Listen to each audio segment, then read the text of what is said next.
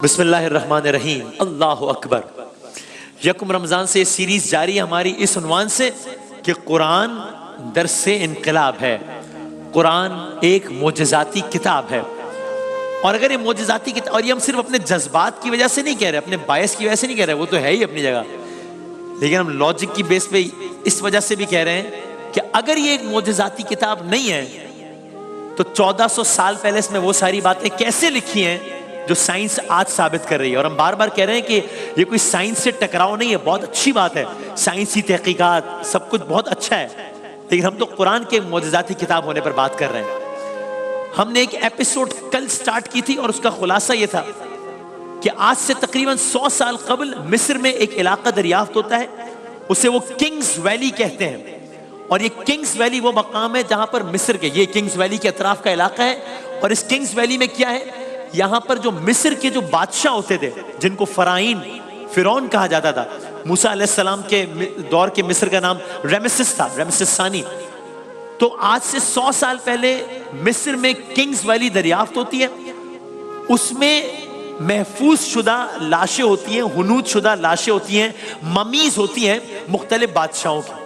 اس میں اس مصر کی بھی ممی ہوتی ہے جو موسیٰ علیہ السلام کے دور میں سمندر میں ڈوب کے مرا تھا، مسلمانوں کے عقائد کے مطابق۔ کافی لوگوں کا جو غیر مسلم ان کا عقیدہ یہ بھی ہے کہ وہ ڈوب کے نہیں مرا تھا، اس کا لشکر ڈوب گیا تھا، خود بچ گیا تھا۔ پہلی بات یہ۔ پھر ہم آگے بڑھے تو ہم نے یہ عرض کیا کہ فرانس میں ایک حکومت آئی 1980s کے آس پاس۔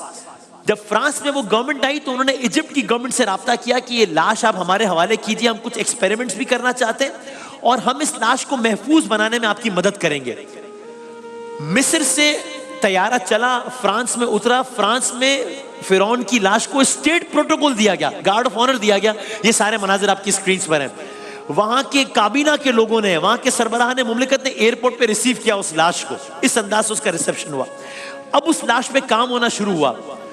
وہ جو کام جس کے حوالے کیا گیا، اس ٹیم کے سربراہ کا نام تھا ڈاکٹر موریس۔ ڈاکٹر موریس دو چیزوں کو لے کر بہت پریشان ہے۔ ایک یہ کہ اس کے جسم میں تو، لاش میں تو نمک کی باقیات ہیں، تو اس سے لگ رہا ہے سمندر میں ڈوب کے مرا ہے، لیکن کافی لوگوں کا تو عقیدہ ہے کہ سمندر میں ڈوب کے نہیں مرا ہے۔ تو اصل معاملہ کیا ہے، سمندر میں ڈوب کے مرا ہے یا نہیں مرا؟ نمبر دو، اس کو لاجک سے لگ رہا ہے کہ سمندر میں ڈوب کر ہی مرا ہے۔ اور دوسری بات اس کو جو حیران کر رہی ہے وہ یہ کہ اگر یہ سمندر میں ڈوب کر مرا ہے تو اتنے سالوں سے اس کی لاش محفوظ کیسے ہے، اس کی لاش اس عالم میں کیسے ہے؟ ابھی یہ سارا کچھ چل رہا تھا کہ اس کے ایک ساتھی نے اس کے کان میں سرگوشی کی۔ داستان ہم یہاں سے آگے بڑھا رہے ہیں کہ زیادہ اچھمبے کی بات نہیں ہے، پریشانی کی بات نہیں ہے، میں تمہارا مسئلہ حل کیے دیتا ہوں۔ کیسے؟ کہنے لگا ایک جو مذہب ہے نا اسلام، جس کے ماننے والے ہیں مسلمان، جن کی کتاب ہے قرآن، وہ تو پہلے ہی بتا چکا ہے اس بارے میں۔ وہ پہلے کیسے بتا چکا ہے؟ وہ پہلے کیا بتا چکا ہے؟ اب یہ ڈاکٹر موریس اور اس کے ساتھی کا مکالمہ ہے۔ ڈاکٹر موریس پوچھ رہے ہیں قرآن نے، مسلمانوں کی کتاب نے کیا بتایا ہے؟ کہتے ہیں مسلمانوں کی کتاب نے بتایا ہے کہ فرعون ڈوب کر مرا تھا۔ اب ڈاکٹر موریس کو اپنے کانوں پہ یقین نہیں آ رہا، اس کی باتوں پہ یقین نہیں آ رہا کہ بھئی آج تو پاسبل ہے کہ میں سارے ٹیسٹ، لیبارٹری، یہ وہ کر کے کنکلوڈ کر سکوں کہ ریزن آف ڈیتھ کیا تھا۔ 1400 سال پہلے کوئی کیسے بتا سکتا ہے کہ اس کا ریزن آف ڈیتھ کیا تھا، جبکہ واقعہ 3500 سال پہلے ہوا تھا اور لاش ابھی ملی ہے 150 سال پہلے۔ تو اس وقت تو کوئی ایسی بات نہیں بتا سکتا۔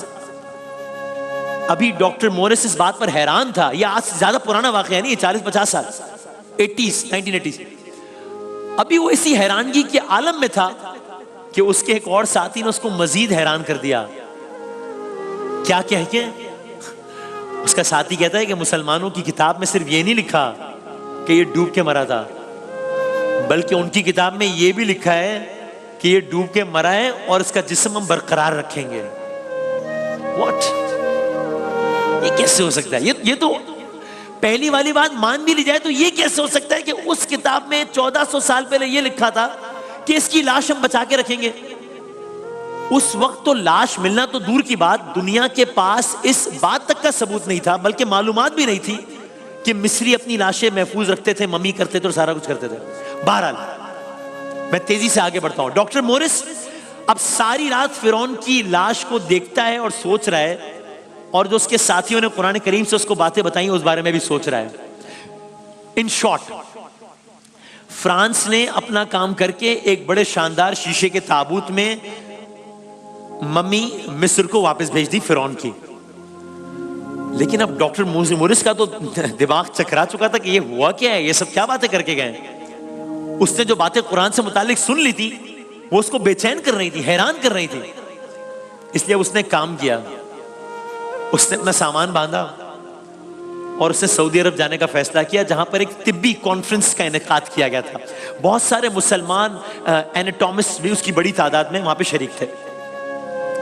سعودی عرب میں کانفرنس ہو رہی ہے, ڈاکٹر مورس ابھی اس تجربے سے گزرے فرعون والے, تو ظاہر ہے جب اپنی فیلڈ کے لوگوں میں بندہ بیٹھتا ہے تو بتاتا ہے کہ یار یو نو واٹ, ابھی یہ ہوا ہے, یہ ہوا ہے, یہ ہوا ہے, میں نے یہ کیا, میں نے ایک لاش دیکھی, وہ لاش پانی میں غرق ہوئی تھی. یہ ڈاکٹر مورس. ابھی ڈاکٹر مورس یہ بتا رہے ہیں کہ کانفرنس کرنے والوں میں سے ایک شخص نے قرآن کریم کو کھولا اور ایک آیت پڑھی. اب منظر اور پس منظر آپ کے ذہن میں ہے نا. سعودی عرب کی اس کانفرنس میں وہ شخص قرآن کریم کھول کر آیت کا ترجمہ پڑھ رہا ہے. ڈاکٹر مورس کی آنکھیں کھلی کی کھلی ہیں کہ اب یہ شخص کیا سنانا چاہ رہا ہے مجھے. اور مجھے یقین ہے کہ جب آپ بھی ان آیات کو سنیں گے اور میں ترجمہ آپ کی خدمت میں عرض کروں گا تو میرے ساتھ تو کم از کم یہ ضرور ہوا کہ میں حیران رہ گیا. مطلب مجھے سمجھ نہیں آئی کہ میں اس پہ کس طرح رسپونڈ کروں. سورہ یونس کی آیات ہیں, آپ آیت سنیے, میں ترجمہ عرض کرتا ہوں.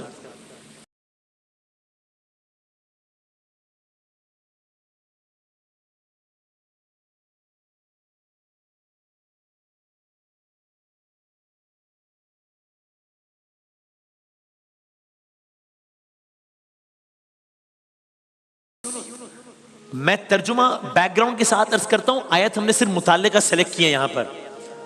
اب آپ دلوں کو تھامیے اور اس آیت کا ترجمہ سنیے اور حیران ہو جائیے. سورہ یونس کی ان آیت کا ترجمہ ہے, ہم نے بنی اسرائیل کو سمندر پار کر دیا. یہ واقعہ سب کا سنا ہوا ہے.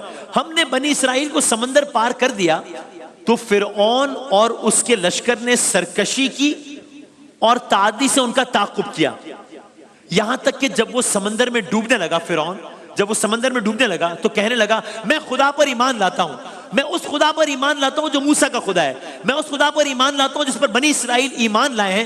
اللہ نے فرمایا تو اب ایمان لاتا ہے, حالانکہ پہلے تو نافرمانی کرتا رہا, پہلے تو مفسدین میں سے رہا. اب آپ یہ سنیے گا, اس آیت کا ترجمہ میں اب عرض کر رہا ہوں, یہ سنیے.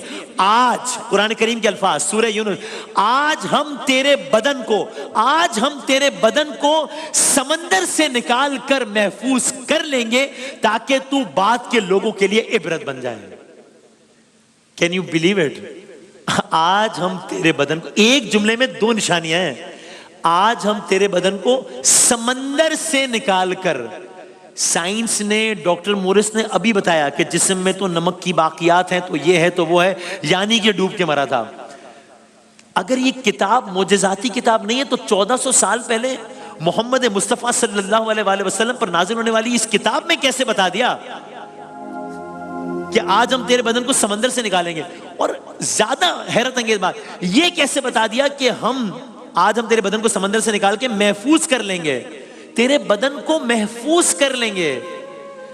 یہ تو 100 سال پہلے جب کنگز ویلی دریافت ہوئی ہے مصر میں, تب پتہ لگا ہے کہ اس کی لاش محفوظ تھی. یہ کتاب اگر معجزاتی کتاب نہیں ہے تو 1400 سال پہلے یہ کتاب میں کیسے لکھی تھی یہ بات؟ ڈاکٹر مورس نے یہ آیات سنی اور حیرت کے عالم میں. اب میں ڈاکٹر مورس کو کوٹ ان کوٹ کر رہا ہوں, پھر میں ان کا بیان بھی سناؤں گا, آپ کی خدمت میں عرض کروں گا. ڈاکٹر مورس کہتا ہے قرآن کا نزول فرعون کی موت کے 2000 سال بعد ہوا, اور اس وقت اور آج تک کوئی فرعون کی ممی کے بارے میں نہیں جانتا تھا, لیکن قرآن نے اس کے بارے میں جو پیش گوئی کی تھی وہ آج نزول قرآن کے 1400 سال بعد فرانس میں فرعون کی ممی کے مائکروسکوپک ٹیسٹ سے سچ ثابت ہو گئی ہے. تو بھائیوں, ایسا قرآن کسی انسان کا کلام تو نہیں ہو سکتا.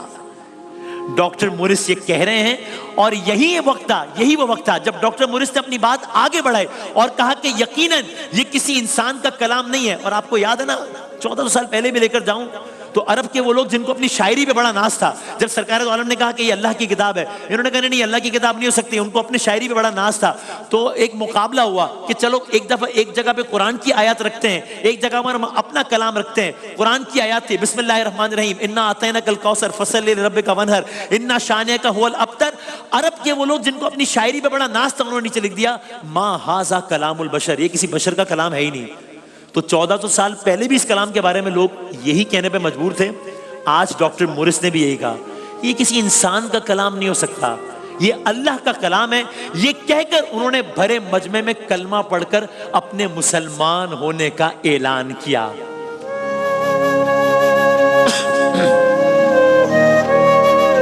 میں آپ کو دکھاتا ہوں عرب نیوز کا وہ آرٹیکل کہ جس نے پوری تفصیل، پوری سٹوری بڑی تفصیل کے ساتھ عرض کی ہے ڈاکٹر مورس کے بیانات کے ساتھ. اور صرف یہ ایک عرب نیوز کا آرٹیکل نہیں، ایسے کتنے ہی اور ڈاکیومنٹریز بنی ہے اس چیز پہ کہ جنہوں نے ڈاکٹر مورس کے اسلام قبول کرنے کے بارے سے بتایا. کرو چلا سکو چلائیے گا عرب نیوز کا وہ آرٹیکل.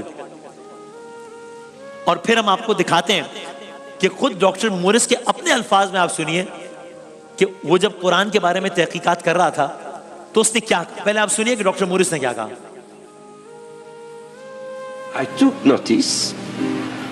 میں نے بہت ساری آیات کو دیکھا. آخر میں تقریباً وہ کوئی 150 سے 200 آیات تھیں. میں نے سب کو ایک جگہ جمع کیا قاعدے کے حساب سے، چیپٹر کے حساب سے، اور میں بہت زیادہ امپریس ہوا. میں نے خود سے کہا کہ یہ مجھے ناممکن لگتا ہے کہ سائنس کی تاریخ کو دیکھتے ہوئے کسی انسان نے 1400 سال پہلے یہ سب لکھا ہو. یہ ڈاکٹر مورس کے اپنے الفاظ میں آپ سن لیجئے. اور جاتے جاتے میں آپ کی خدمت میں عرض کروں اگر اس دوران آپ دکھا سکیں تو وہ آرٹیکل بھی ضرور دکھا دیجیے گا. ڈاکٹر مورس نے اس کے بعد ایک کتاب لکھی اور یہ وہ آرٹیکل ہے The Story of Morris Inspiring Conversion to Islam. یہ 15 مارچ 2013 کو اپڈیٹ ہوا یہ آرٹیکل. عرب نیوز میں اس کی پوری تفصیل ہے اور بہت سارے اور حوالے بھی ہیں. اس کے بعد انہوں نے کتاب لکھی the Bible Quran and science. اس کتاب نے تہلکہ مچایا ہوا پوری دنیا میں آج تک. اس کتاب کے دباچے میں ڈاکٹر مورس لکھتے ہیں These scientific areas which Quran established to the exclusion of other cultures filled me with deep surprise early on, since it never struck my mind to see such a large amount of scientific issues in such a variable and accurate manner that they are a mirror image of what has recently been discovered in a book which has existed for more than 13 centuries.